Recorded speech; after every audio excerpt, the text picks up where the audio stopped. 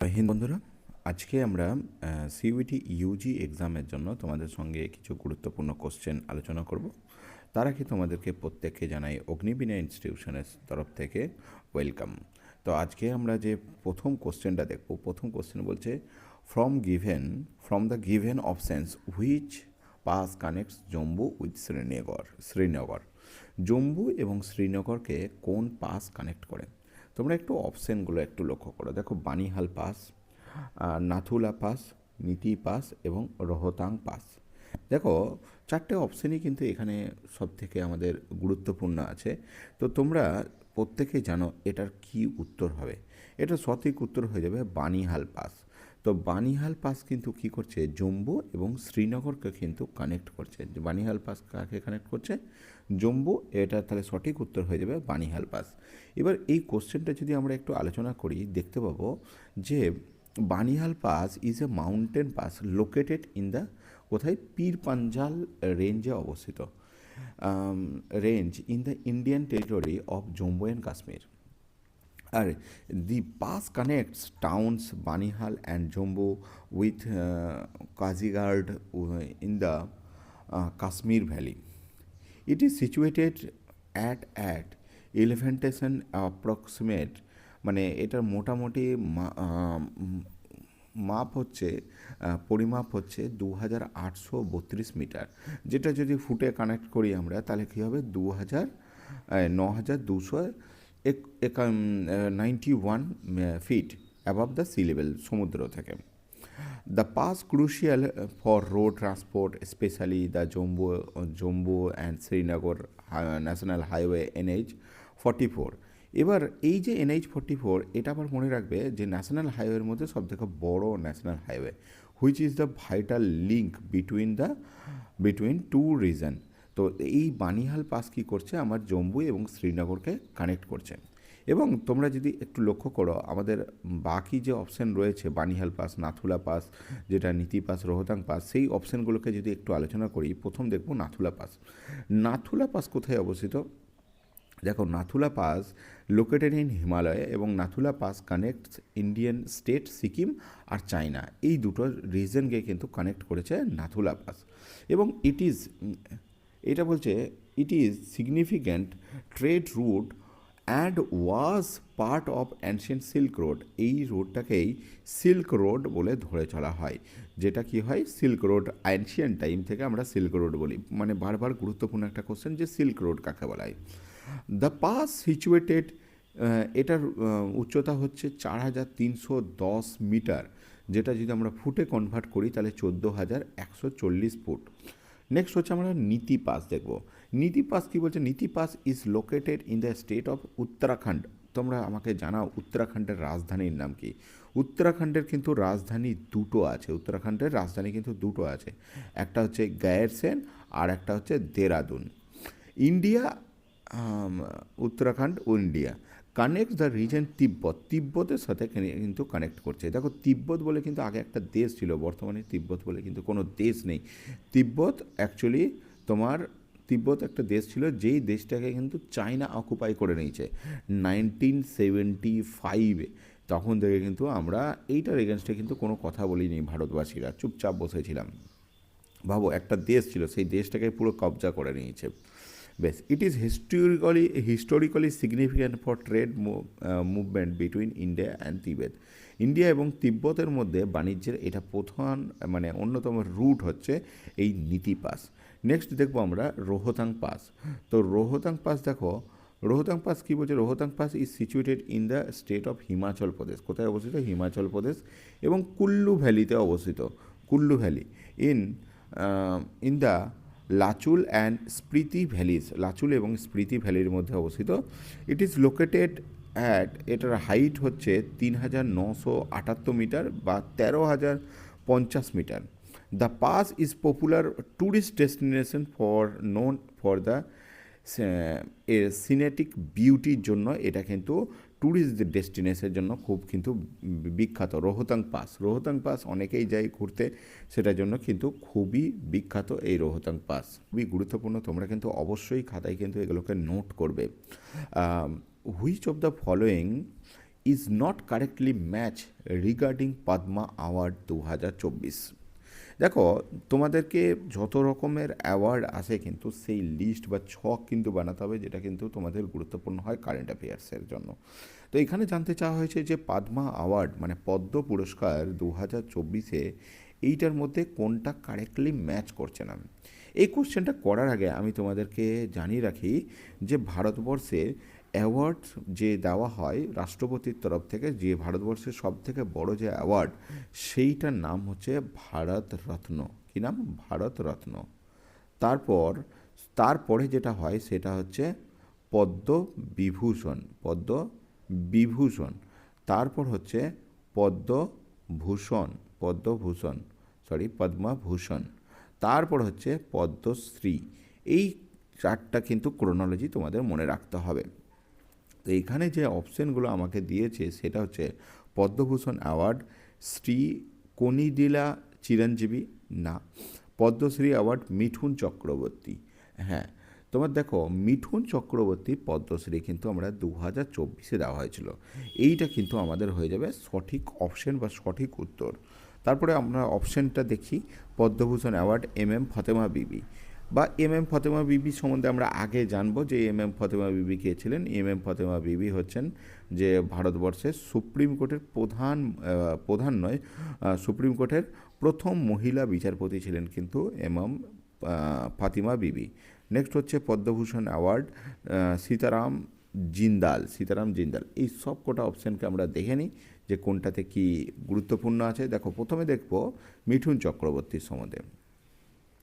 তো মিঠুন চক্রবর্তীর সম্বন্ধে কী বলছে যে Mithun Chakraborty is renowned Indian actor, formerly Rajya Sabha member, however there is no official record him for receiving Padma award 2024।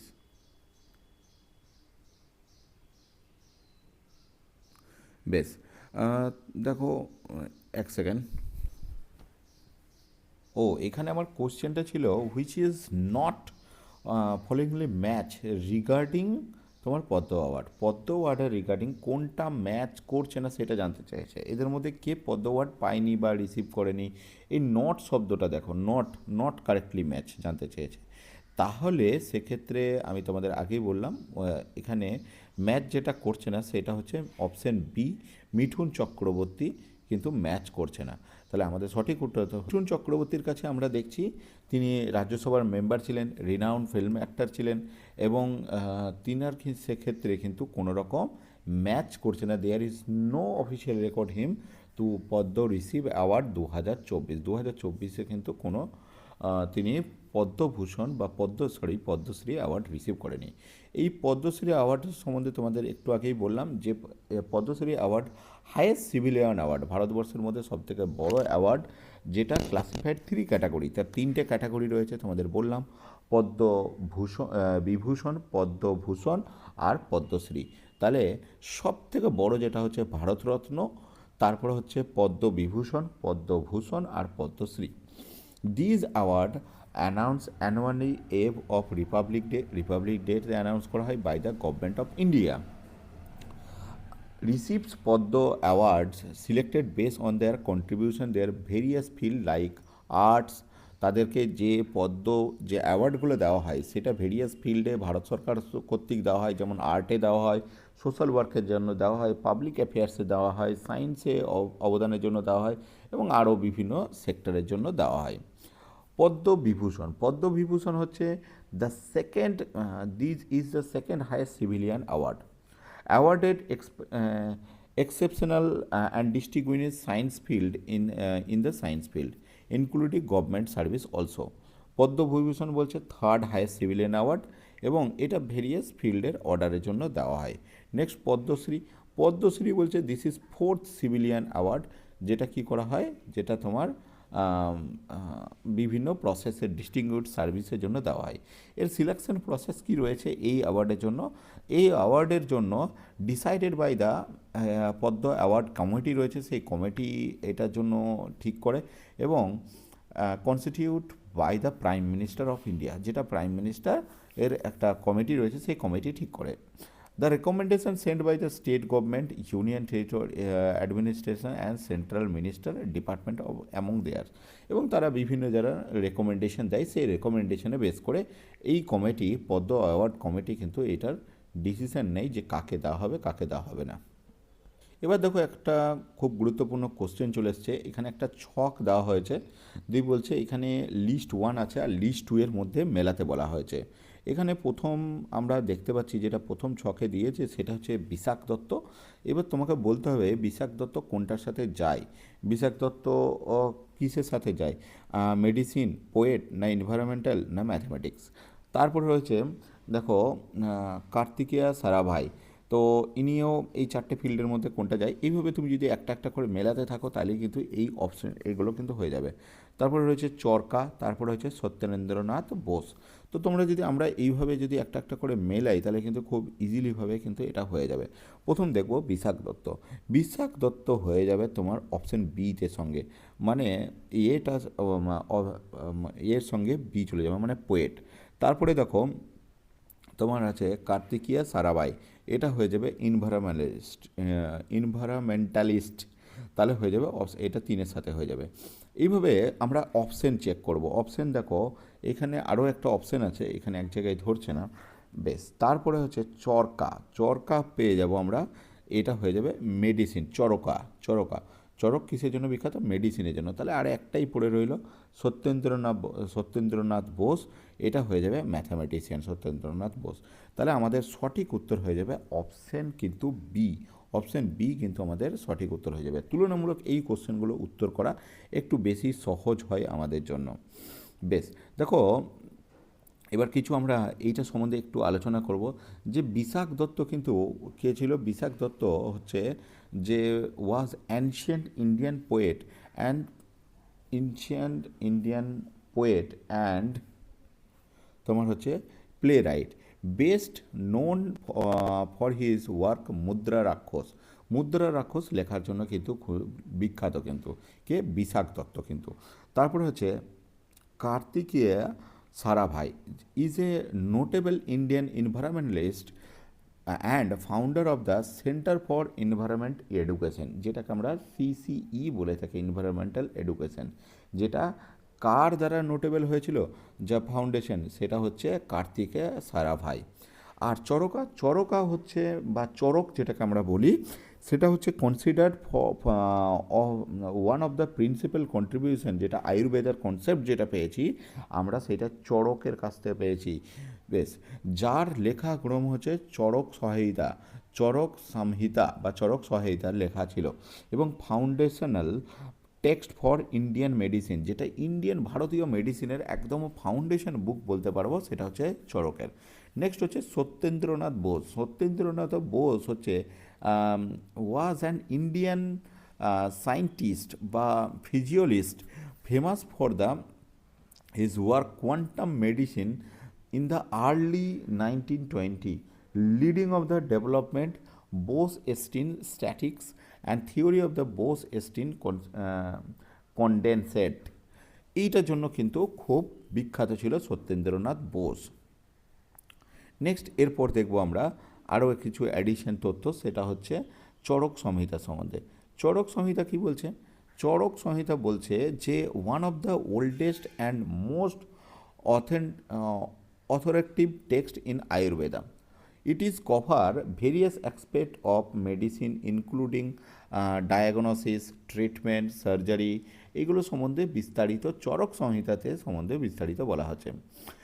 It attributed Charaka ancient Indian physician, এবং এই আজকের ডেটে যারা অ্যাট্রিবিউটেড বা তোমার আজকের ডেটে যারা কাজ করছে তাদের জন্য কিন্তু এই চরক সংহিতা কিন্তু একটা খুব গুরুত্বপূর্ণ বুকস বা গুরুত্বপূর্ণ একটা তথ্য, এবং যেটা তখনকার সময়ে অ্যানশিয়েন্ট পিরিয়ডে কিন্তু ইন্ডিয়ান একজন ফিজিশিয়ান ছিল চরক চরক। বোস-এইনস্টাইন স্ট্যাটিস্টিক্স, এটা কি বলছে, এটা বলছে আমাদের যে তোমার it is significant contribution for quantum mechanism, quantum মেকানিজমের জন্য বোস-এইনস্টাইন স্ট্যাটিস্টিক্স কিন্তু খুব গুরুত্বপূর্ণ। Describe the statistical contribution and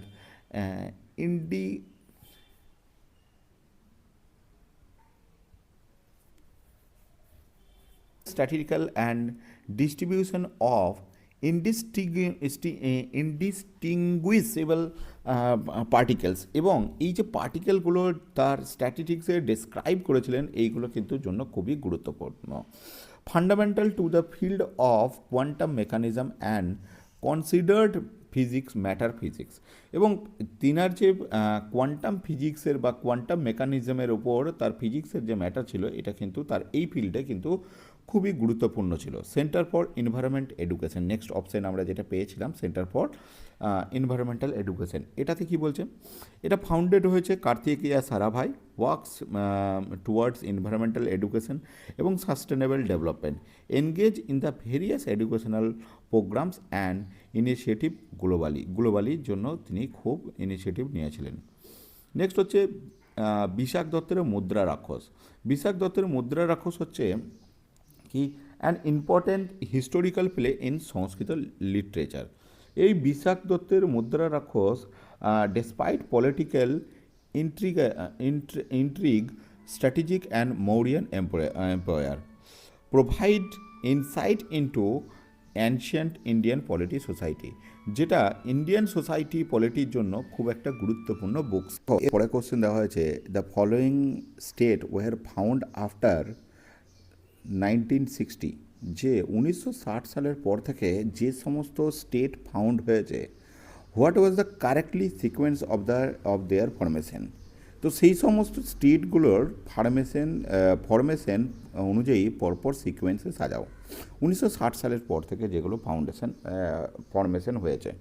দেখো তুমি এই সিকোয়েন্সে পাবে যে, তোমাদের বলে রাখি, একদম নিউলি স্টেট যেটা ফরমেশন হয়েছে সেটা হচ্ছে তোমার তেলেঙ্গানা কত সালে হয়েছে, 2014 সালে হয়েছে।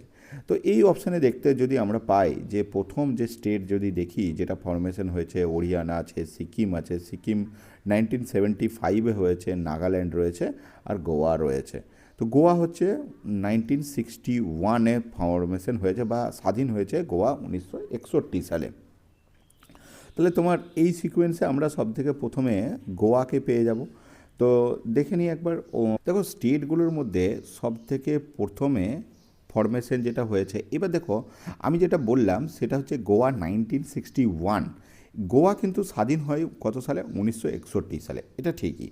কিন্তু গোয়া স্টেটহুড পায়, মানে তখন কিন্তু গোয়া কিন্তু একজন ইউটি ছিল। ইউটি বলতে ইউনিয়ন টেরিটরি। তো সেই বেসিসে যে তারা স্টেটহুড কবে পেয়েছিল, সেই বেসিসে আমাকে কিন্তু কোয়েশ্চেনটা সাজাতে বলেছে। তোমাদেরকে দেখাই একবার কোয়েশ্চেনটা কী বলেছে। এই যে দেখো, the following states were formed after 1960 was correctly sequence for their information. আর দেখো স্টেট বলেছে, প্রথমেই দেখো স্টেট বলেছে, তাই গোয়া কিন্তু স্বাধীন হয়েছিল কিন্তু 1961 সালে। কাদের কাছ থেকে, পর্তুগিজদের কাছ থেকে স্বাধীন হয়েছিল। এবং গোয়া কিন্তু সব থেকে ইনভেন্টও প্রথমে হয়েছিল। এবং ভারতে তাহলে পর্তুগিজদের তোমাদের যদি কোশ্চেন করা হয়, পর্তুগিজরা কত সালে এসেছিলো, 1498, 1498 সালে। এবং পর্তুগিজরা সব থেকে শেষে গেছিলো কত সাল, 1961 সালে গেছিলো। তো এই অপশানগুলো প্রথমে আমরা দেখতে পাবো যে নর্থ ইস্টের স্টেটগুলো নিফা বলেছিল, সেখানে যারা স্টেটহুড আস্তে আস্তে যখন পেল, সেটার মধ্যে সব থেকে প্রথমে হচ্ছে নাগাল্যান্ড হচ্ছে কত সালে, তোমার 1963 সালে। এবং যেটা হয়েছিল আমাদের 16তম রাজ্য হিসেবে নাগাল্যান্ড গঠিত হয়েছিল। তারপরে হচ্ছে হরিয়ানা হলো পাঞ্জাব থেকে ভেঙে কত সাল, 1966 সালে। তারপরে হচ্ছে সিকিম 22তম স্টেট, যেটা বললাম তোমাদের 1975 সালে। সিকিম আলাদা বলে একটা দেশ ছিল, সেখান থেকে আমাদের রাজ্যের সঙ্গে মানে একটা রাজ্য হিসাবে যোগ দিল কত সালে, 1975 সালে 16ই মে। এবং গোয়া সব থেকে শেষে যোগ দিল, সেটা হচ্ছে 1987-এ ইউটি ছিল, সেখান থেকে সে কী পেল, স্টেটহুড ক্যাটাগরিতে হলো, মানে দরজা পেল স্টেটহুড ক্যাটাগরিতে জন্য 1987। তাহলে যেটা হলো আমাদের 25তম রাজ্য। এবং সবথেকে একদম নতুনতম এই মুহূর্তে রাজ্য যদি বলি, সেটা তোমাদের বললাম তেলেঙ্গানা 2014 কি 15 সালে গঠিত হয়েছে। তাহলে এক্ষেত্রে আমাদের সঠিক হয়ে যাবে, প্রথমে আমরা দেখব নাগাল্যান্ড কোন অপশানে আছে। নাগাল্যান্ড আছে অপশান সি। এবার আমরা অপশানগুলো দেখব। অপশানে ডিটা বাদ দিয়ে সবকটাই কিন্তু আমাদের চলে আসছে, ডিটা বাদ দিয়ে। তাহলে ডিটা উত্তর হবে না। দেন আমরা আর কি অপশান পাচ্ছি একটু ফলো করি। তারপরে নাগাল্যান্ডের পরে আমাদের উত্তর কী আসছে, নাগাল্যান্ডের পরে হরিয়ানা। হরিয়ানা মানে হয়ে যাচ্ছে আমাদের অপশান এ। অপশান এ একমাত্র আসছে তোমার অপশান বিতে, তাহলে আমাদের সঠিক উত্তর হয়ে যাবে অপশান বি। কিন্তু সঠিক উত্তর হয়ে যাবে অপশান বি। এরপরে আমরা এইটা সম্বন্ধে একটু অ্যাডিশনাল তথ্য দেখে নিই। অ্যাডিশনাল তথ্য কী রয়েছে,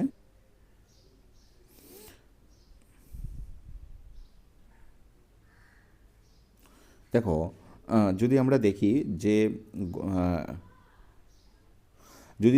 যে স্টেট রেকগনাইজেশন অ্যাক্ট যেটা 1956-এ রয়েছে, was a major reform of the boundaries and governance of Indian state and territories. যে 1956-এর যে আইন রয়েছে সেখানে স্টেট রিফর্মস অ্যাক্টের কথা বলা হচ্ছে, যেখানে কি হয়েছে বেটার গভর্নেন্স মানে ভালোভাবে রাজ্য শাসন করার জন্য বা স্টেট টেরিটরিজের জন্য সবথেকে বেটার গভর্নমেন্টের জন্য কী করা হলো, একটা অ্যাক্ট নিয়ে আসা হলো 1956-এর। এবং তোমাকে মনে রাখতে হবে এই 1956টা কিন্তু খুব গুরুত্বপূর্ণ, কারণ ভারতে প্রথম ল্যাঙ্গুয়েজের বেস করে মানে ভাষার ভিত্তিতে প্রথম একটা রাজ্য গঠিত হলো, যেটা হচ্ছে অন্ধ্রপ্রদেশ। তাহলে তোমাকে যদি কোশ্চেন করা হয় ভাষার ভিত্তিতে প্রথম রাজ্য কে গঠিত হলো, সেটা হচ্ছে অন্ধ্রপ্রদেশ। সালটা কত, 1956-এ। এবার বেটার অ্যাডমিনিস্ট্রেটিভের জন্য বা কালচার বা এথনেটিক ডিফারেন্সেসের জন্য আমরা রাজ্য গঠন করে থাকি, তবে মেনলি কিন্তু ল্যাঙ্গুয়েজের বেস করে কিন্তু ভারতে 1956-এর পর থেকে কিন্তু রাজ্য গঠন হতে লাগলো এক এক করে। এবং সেটা বলা হচ্ছে it is based on linguistic and ensure better অ্যাডমিনিস্ট্রেটিভের জন্য। তারপর আমরা দেখব নাগাল্যান্ডের ক্ষেত্রে কী গল্প হলো। দেখো নাগাল্যান্ড বলছে ইনিশিয়ালি পার্টে ছিল, আসামের একটা পার্ট ছিল, এবং but due to ethnic and cultural differences, বিভিন্ন কালচার এবং এথনিক ডিফারেন্সেস থাকার জন্য এটা সেপারেট স্টেট কিন্তু নাগাল্যান্ডকে গঠিত করা হলো। নেক্সট দেবো ফরমেশন অফ হরিয়ানা। হরিয়ানা গঠন হওয়ার কারণ কী রয়েছে, হরিয়ানা দেখো পাঞ্জাব, মেনলি পাঞ্জাবি বলা হয়, কিন্তু হরিয়ানা হচ্ছে যে স্টেটটুকু রয়েছে সেখানে মেনলি কিন্তু হিন্দি স্পিকিং করা হয়, হিন্দি বলা হয়। তো সেটার জন্য 1966-এ হরিয়ানাকে একটা আলাদা রাজ্যের দরজা দেওয়া হলো। নেক্সট দেখবো আমরা সিকিম।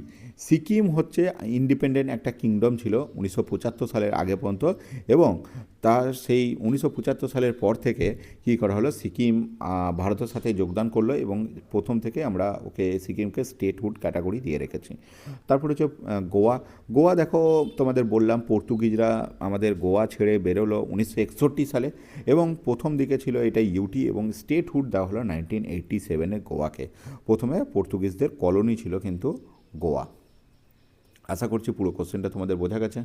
পরবর্তী কোশ্চেন বলছে out of the given options which scheme objects is to conduct an annual survey at the gram Panchayat level two monitor progress in the development progress of rural area. বলছে এই যে কটায় স্কিমের কথা বলা হচ্ছে, দেখো স্কিম তোমাদের ডিফারেন্ট কিন্তু স্কিমগুলো সম্বন্ধে পড়তে হবে।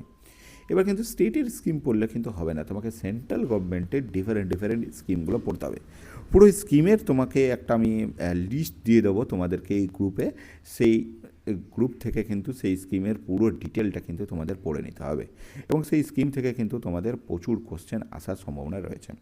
এখানে কি বলছে, এখানে বলছে যে কোন স্কিমটা গ্রাম পঞ্চায়েত লেভেলের মনিটর করার জন্য বা প্রোগ্রেস করার জন্য বা ডেভেলপ করার জন্য রুরাল এরিয়াতে এটা ব্যবহার করা হয়।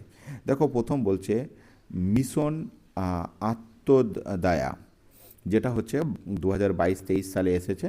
নেক্সট হচ্ছে মিশন কর্মযোগী, মিশন রাষ্ট্রীয় গোকুল, মিশন আত্মনির্ভর ভারত। তো দেখো এক্ষেত্রে আমরা সঠিক উত্তর তো এক্ষেত্রে আমাদের সঠিক উত্তর হয়ে যাবে মিশন আত্মদায়া। মিশন কি বললাম, আত্মদায়া, এটার সঠিক উত্তর হয়ে যাবে। এবং এখান থেকে আমি যদি দেখি এটার সম্বন্ধে একটু আলোচনা করি, তাহলে দেখতে পাবো যে মিশন আত্মদায়া 2022-23 সালে এসেছিল, এবং mission Antyodaya transformation for rural areas through the convergence of various schemes. বিভিন্ন স্কিমের কিন্তু কনভেনেন্স করে এই মিশন আত্মদায়া কিন্তু ইনশোয়ার করা হয়েছে। এটার প্রাইমারি অবজেক্ট রয়েছে is to be conduct an annual survey at the gram panchayat level to monitor the progress in the development progress of rural area rural এরিয়ার ডেভেলপ করার জন্য, সার্ভে করার জন্য এটা মেনলি কিন্তু ডেভেলপ করা হয়েছে। This initiative, part of the Ministry of Rural Development effort, strengthen the planning and implementation of the project in rural areas. Rural areas project এবং তার ডেভেলপমেন্টের জন্য এই স্কিমটা কিন্তু নিয়ে আসা হয়েছে। The mission involves comprehensive data collections and analysis to identify gaps and ensure the effective delivery services. এবং এর মিশন হচ্ছে এই প্রকল্পের যে ডেটা কালেক্ট করা, অ্যানালাইসিস করা এবং আইডেন্টিফাই কোথায় গ্যাপ আছে সেগুলোকে এনশিওর করা এবং সেই ডেলিভারি সার্ভিসকে আরও ফার্স্ট করা কিন্তু এই মিশনের কিন্তু একটা গুরুত্বপূর্ণ কাজ।